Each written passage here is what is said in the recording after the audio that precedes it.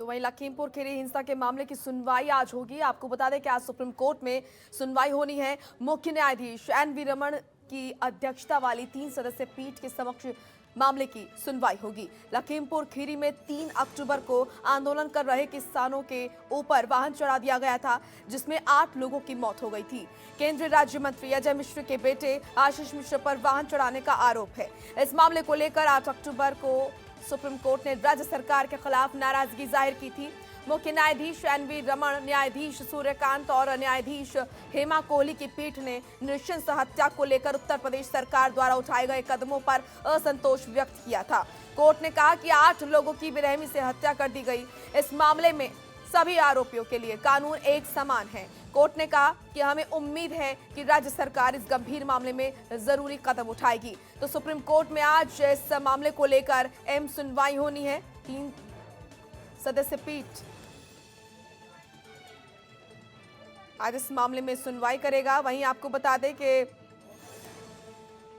सरकार द्वारा उठाए गए कदमों को लेकर कोर्ट द्वारा नाराजगी जाहिर की गई थी, असंतोष जताया गया था। 3 सदस्यीय पीठ इस मामले की सुनवाई करेगी। बीते दिनों पीठ ने राज्य सरकार के खिलाफ नाराजगी जताई थी। सरकार की ओर से उठाए गए कदमों पर असंतोष जताया गया था और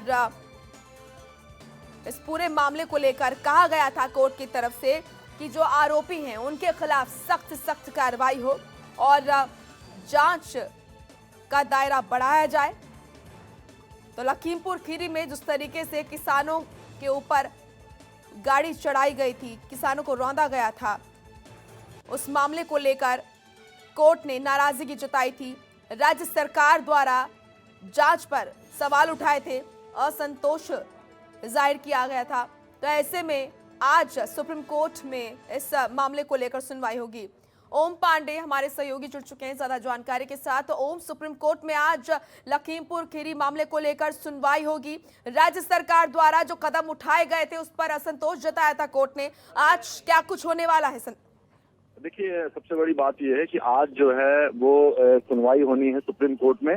तिकोनिया कांड वाले मामले पर जिस तरह से लगातार सुप्रीम कोर्ट नाराज चल रहा था, उन्होंने तमाम जो है चीजें प्रदेश सरकार से मांगी थी। साफ तौर से उन्होंने कहा था कि आखिर क्या कार्रवाई हुई, किस तरह से कार्रवाई, क्योंकि किसानों पर जिस तरह से हिंसा हुई थी उसको लेकर सुप्रीम कोर्ट पूरी तरह नाराज था।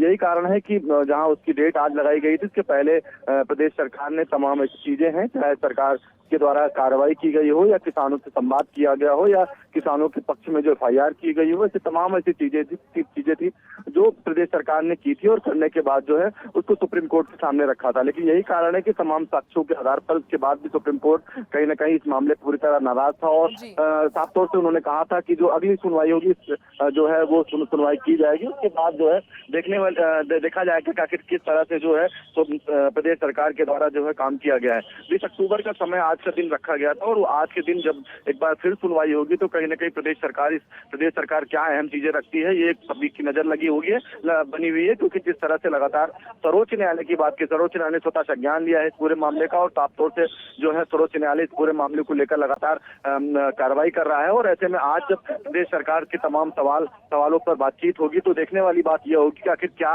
महत्वपूर्ण रहेगा। क्योंकि एक तरफ जिस तरह से लगातार जो कार्रवाई की बात की जाए, आशीष मिश्रा को जो है SIT ने जहां एक तरफ गिरफ्तार कर लिया है, उसके बाद उनसे पूछताछ की गई, कई अन्य अभियुक्त है उनको गिरफ्तार कर लिया गया है और उसके साथ साथ प्रदेश सरकार ने कहीं ना कहीं समन्वय बना के रखा है। लगातार संवाद की जो प्रक्रिया है वो शुरू की गई है। इसके साथ साथ जो भी दोषी है उसको लेकर लगातार पुलिस कार्रवाई कर रही है।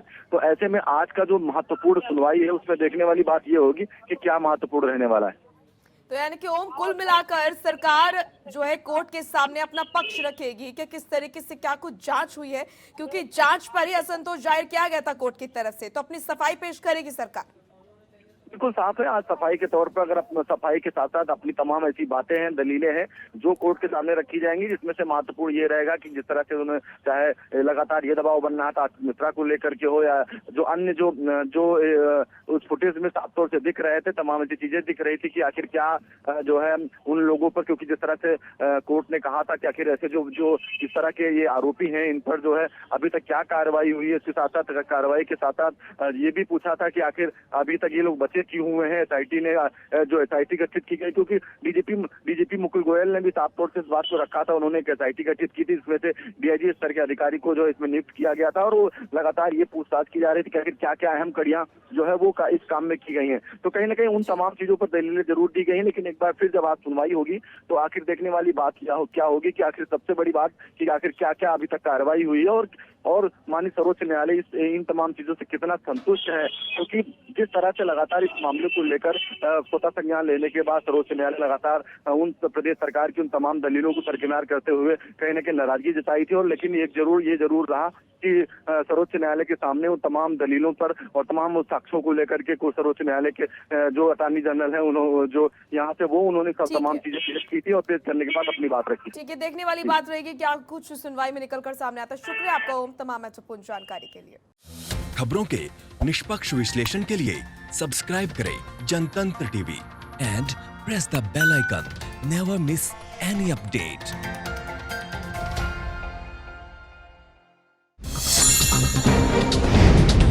डाउनलोड कीजिए जनतंत्र टीवी ऐप को, जो कि अवेलेबल है गूगल प्ले और ऐप स्टोर पर।